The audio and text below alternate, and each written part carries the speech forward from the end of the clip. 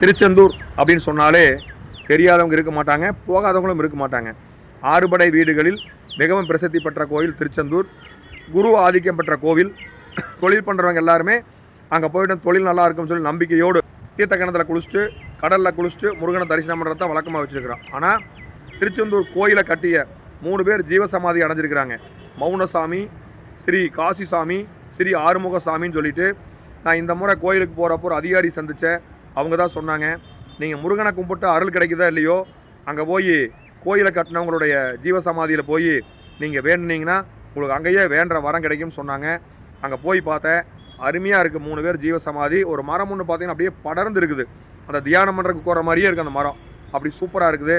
அதனால் இனி திருச்செந்தூர் போகிறவங்க எல்லாருமே திருச்செந்தூர் முருகனை மட்டும் தரிசனம் செய்யாமல் தீர்த்த கிணத்துலேருந்து கொஞ்சம் தூரம் ஸ்ட்ரைட்டாக போனீங்கன்னா கிழக்கு பார்த்த மாதிரி கோயில் இருக்குது. அங்கே போய் ஜீவசமாதி அடைஞ்ச 3 பேர்த்தையும் தரிசனம் பண்ணிவிட்டு அந்த மரத்தடியை கொஞ்சம் நேரம் உட்காந்து தியானம் பண்ணிட்டு வாங்க. உங்களுக்கும் முருகன் அருள் கிடைக்கட்டும்.